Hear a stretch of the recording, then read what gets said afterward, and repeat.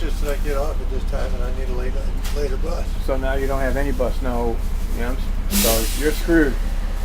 Yeah, I'm gonna go walk. Where are you going anyway? How far? 150 and walking. No, it's not too far, I guess. But, No. yeah. So I get out to the center. Yeah, I hear you, and you don't have a light either. You don't have a light. There's some storm spectacle. Well, there's somebody that isn't happy. He's looking for the bus and it ain't coming. There's a fare inspector watching us.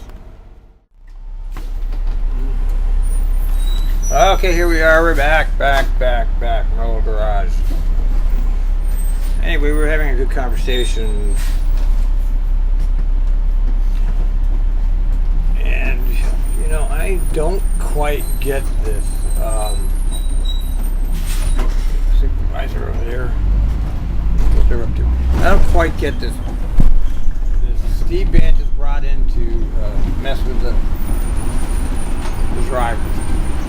And then he went on to say that, well, look, all the managers that were here are now gone. And Bob Nelson and Clyde Earl, Tim Garling, they're all gone. And yeah, that's true. They're all gone. Yeah, Fred wanted his own people. That's what happened. That's correct. That's Fred. He wanted people to do things his way. That's what executives do. Okay? It's not Banch's fault. That's what Fred wants. Yeah, things have got cut. Layovers have got cut. Yeah, that's true. We know that is true, but we also know there's a national trend going on that a lot of our drivers don't see. I see it because I follow this stuff. I follow the national news. I follow the international news.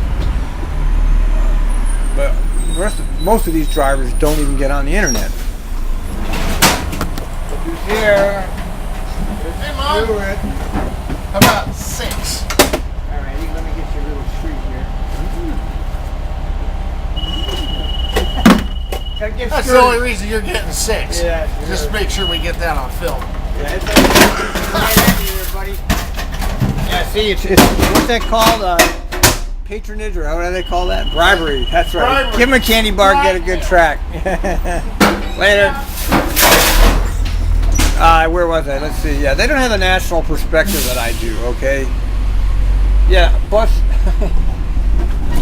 Yeah, we're losing all these breaks and stuff. I know the schedule on this works just fine today, but I mean, I know that it already works sometimes anyway.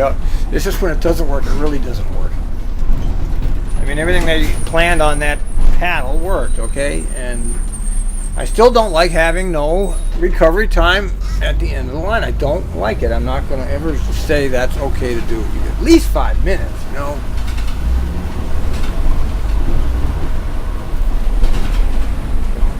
Mechanic enjoying a break. Anyway, today was easy, but Mondays are always easy. I know what's going to happen here, okay? My rant earlier about the scheduling isn't going to be completely irrelevant. Today scheduling proves right and I prove wrong, but that's not going to be the way that's going to be. I already know what's going to happen here, Once this weather changes and the holidays set in, we got trouble here. And we're talking major trouble on the scheduling. So I already know what I'm talking about. Today, yeah, everything worked great. All the paper, you don't need any recovery time up there.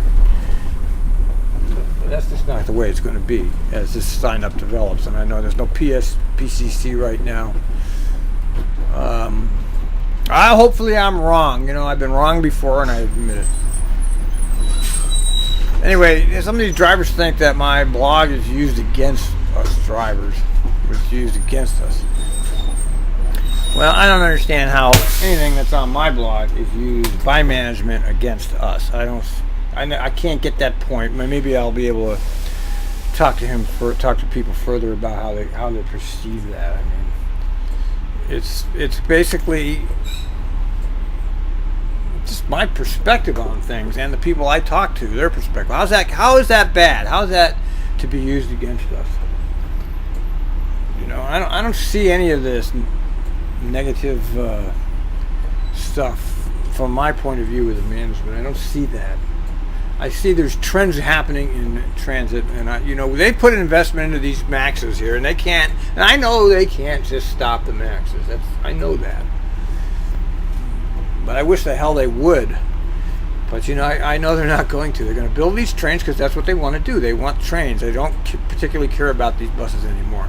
Trains spur economic development, hopefully, and buses don't. Buses move people. Trains move economics. Potentially. It doesn't mean that it always works because we have sections of the MAX that not spurred any economic development. But the government's giving away money, and they always, you know, they want the money because they can get it, you see. Hey, we can get the money. Let's build the line. And all the property owners, they're all happy because their property values double, triple, quadruple. And, you know, the property owners are powerful people and connected to the other powerful people who run everything, including the state and the city and TriMet. And so we understand the way the world works. That doesn't mean we have to like it. And it's not Steve Bance's fault. If you're going to blame anybody, blame Fred, okay? Because he's the one that's pulling the strings here. It's not Steve Bance. It's not...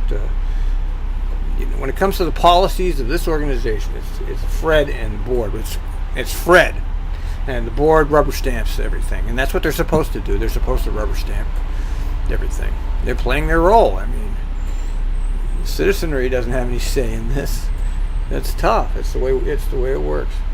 But we don't have any say in anything. I mean, you know, they promise us everything, and they deliver us nothing anyway on all levels of government. So what's the big deal? Well, it's a big deal because unfortunately I have to see people getting hurt. And I wish my fellow operators would understand that it's a little bit more complex an issue. You know, it's complex. It's about money and it's about politics. It's not about people. It's nobody's fault other than it's the institution following the line that's been put forth by the money. Follow the money, as they say, and they're right. Follow the money, and you'll see why things happen. Anyway, yeah, nice day. People were really relieved to see me. It's amazing how passengers get so shaken up by the change of sign-ups, and they have a right to, because you know they don't know how the next driver is going to be. You know, they get drivers that are good, and then they get some drivers that aren't so good, and some drivers can be really bad. So when they see a face that they're familiar with, they're relieved. I think I'm the only 67 driver that's still out here now from the last two sign-ups.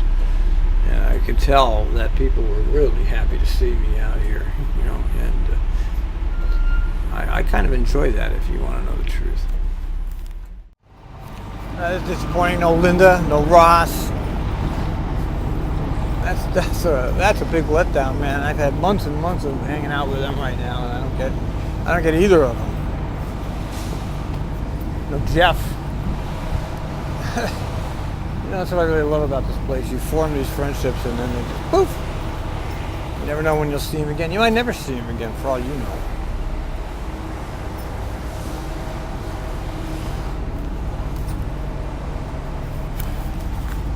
No Bob. Sheesh.